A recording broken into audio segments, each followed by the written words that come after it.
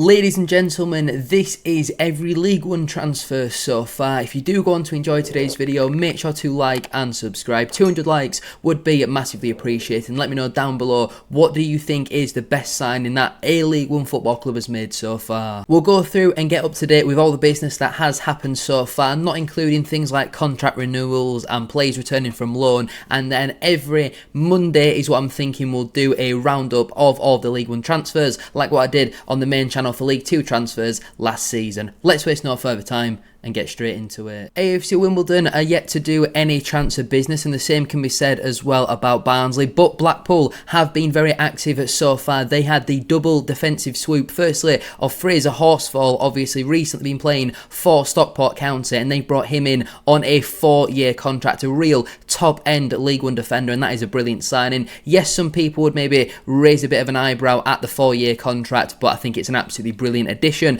And then I think it was the day after they also announced the signing of Michael Ihekwe, who's come in from Sheffield Wednesday. Again, he's been given a 3-year contract. That at 32 years of age does concern me a little bit more than Fraser Horsfall getting a 4-year deal at 28 years of age. It's still a good signing. He's still a top-end League One defender, and Blackpool are not going to be conceding many goals with them two at the back next season. Bolton Wanderers are yet to do any transfer business, but Bradford City have been a little bit active so far. Firstly, we brought in Max Power from RSGF. He'd been playing over in Denmark, and then just before that with Saudi Arabia, but obviously a 3-time League One champion and now 31 years of age, and will obviously come in and be that Richie Smould replacement, as it has obviously been confirmed that he won't be getting offered a new contract by Bradford City, despite in the released and return list being told that he was in discussions with the club. So a bit of an interesting one there, but Power for me is a real good coup for us. And we also recently announced the signing of defender Curtis Till. If he's going to come in and play more of a bit part role like what Paul Huntington did for us last season, I think it's a steady away signing. He's very experienced. I think he's also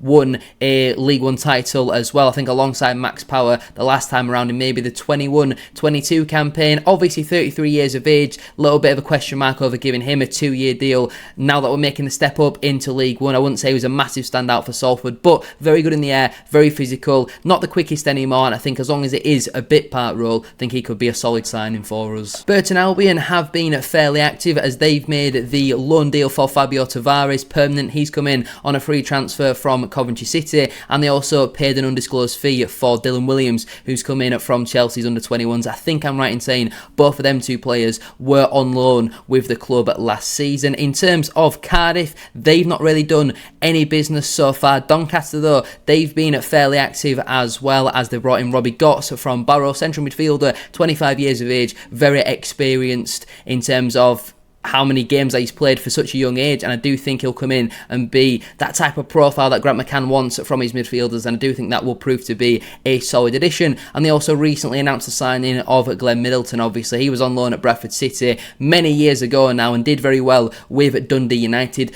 Not great in terms of goal contributions, not that many goals, I think 7 goal contributions or maybe 9 goal contributions last season, which isn't amazing over in Scotland, but he did contribute to them getting into Europe. And obviously 25 years of age, if anybody's going to develop a winger and get the best out of them, it's going to be Grant McCann. He turned Luke Molyneux into a decent-ish League 2 player, into one of the best players in the division last season, certainly in the top 2 for me. They also had offered Tom Anderson a new contract, but he's turned that down and moved to League 2 side Shrewsbury. In terms of Exeter, they brought in John Lee Yefeko, who's come in from Rangers B team, 22 years of age, centre-back. He's come in on an undisclosed fee. I literally know nothing about him, but he's got a very hard name to pronounce. Huddersfield Town have had an excellent start to this transfer window. They've brought in some real experience in their team. Ryan Lenson joins as a 27-year-old midfielder, played a lot for Preston over the last couple of years in the Championship, and that is an absolutely top-end signing for them. Unfortunately, he has gone to Huddersfield, the dog botherers, but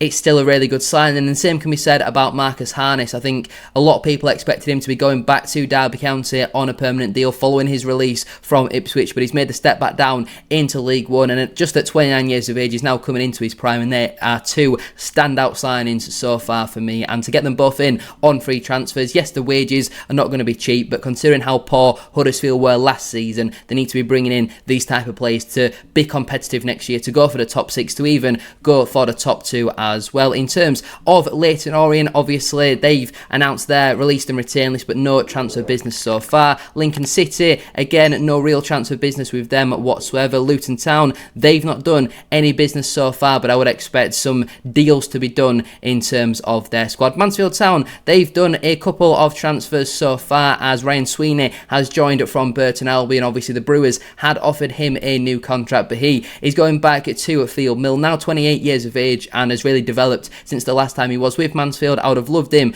at Bradford City, left-footed, real top-end at centre-half for this level, and I think that'll prove to be a very good option. And they also brought in Regan Hendry as well from Tranmere Rovers, again on a free transfer, now 27 years of age, very technical midfielder coming into them prime years, and I don't see him being a massive contributor to Mansfield next season. He hasn't played that much football at League One level, but I think it's a smart, classic Mansfield sort of signing over the last couple of years. They're trying to reduce the average age of the squad, and yes, they're not exactly 2021, but 28 and 27 is much younger than the Aidan Flints of the world that they've recently been having, the Stephen Quinns as well. So I do think them two are smart signings for Mansfield. Sweeney, though, is the pick of the bunch for me. I think Northampton Town have been the most active team so far. They brought in Kamari Swire from West Ham United's under-21s on a free transfer. Don't really know much about him, if I'm being completely honest. Jack Burrows has come in from Coventry City on a free transfer, 24-year-old right back, and I think that'll be a smart signing for Kevin Nolan's side. And they also paid an undisclosed fee for Jack Perkins, central midfielder from Nottingham Forest under-21s, now 21 years of age, and I think I'm right in saying has never played a senior men's game. So clearly Nolan has seen something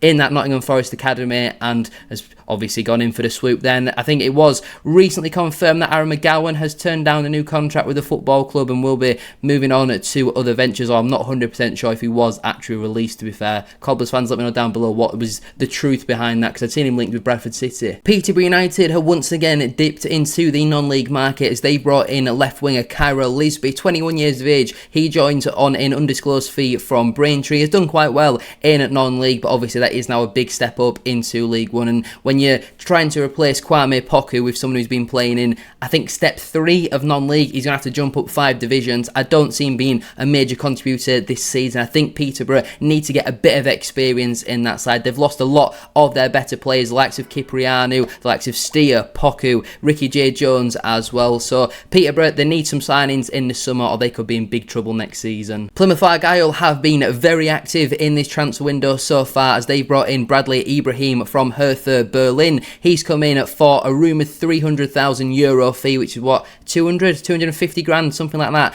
in the British sterling pound. Obviously 20 years of age, defensive midfielder. They knew they were going to have a bit of a rebuild going into this season. I think he'll prove to be a pretty smart signing. Controversial signing of Caleb Watts. Obviously he's come in on a free transfer from Exeter City, 23 years of age, and I think he could play 500 games, not score a single goal, be absolutely awful, and he'll still go down as a bit of a legend in Plymouth because of how he's left Exeter and joined their arch rivals Plymouth Argyle. I think in terms of the player himself, it is a solid signing. At 23 years of age, he is only going to develop and get better. Obviously it was confirmed that Plymouth's manager has gone over to Schalke as well, which is a massive blow for them, but I never really saw him managing in League One. I think he's far too good for that. They've also brought in Jamie Patterson from Coventry City on a free transfer, 33-year-old attacking midfielder. Smart signing for me. I think him now making that step down into League One was the best for his career, and I think he'll probably play a big part in Plymouth's success next season. I think they've got to be one of the favourites to finish in that top 6. And they've also brought in Jack McKenzie from Aberdeen on a free transfer, 25-year-old left back. Don't really know much about him in all honesty, but you'd assume he's going to be a decent signing if Plymouth are looking to go back up into the Championship at the first time of asking. In terms of Port Vale, not too much business here. Jordan Gabriel's come in as a 26-year-old right back following his release from Blackpool. Smart signing. Gabriel, wherever he's been, he's not really been that starting right back, and obviously they did recently confirm that Mitch Clark has signed a new deal with the club as well, so them two will be battling it out in that right wing back position. Again, smart signing for the level, got the experience at a decent age as well, and I think that is a solid addition for Port Vale. Reading, they've not done any business so far, and the same can be said about Rotherham United as well. Also, same can be said about Stevenage. Not really a lot's gone on at Stockport apart from Fraser Horsfall turning down that new contract to join league rivals Blackpool as well. Wigan, they've not done any business so far, and Wycombe Wanderers, they've not done any business so far. So that concludes all of the League One transfers so far, according to Transfermarkt. If I've missed any, let me know down below.